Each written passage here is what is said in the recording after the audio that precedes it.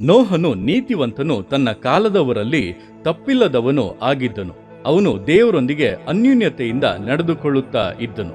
ಆದ್ದರಿಂದ ಈ ಲೋಕದವರನ್ನು ದೇವರ ಕೋಪವು, ನಾಶನವು ಹುಡುಕಿಕೊಂಡು ಬಂದಾಗ, ನೋಹನನ್ನಾದರೂ ದೇವರ ಕೃಪೆಯು ಹುಡುಕಿಕೊಂಡು ಬಂದಿತು. ಉಂಟಾದಂಥ ಜಲಪ್ರಳಯದಿಂದ ಅವನನ್ನು ಅವನ ಕುಟುಂಬವನ್ನು ತಪ್ಪಿಸುವಂತೆ ದೇವರ ಕರುಣೆಯು ತೋರ್ಪಟ್ಟಿತು.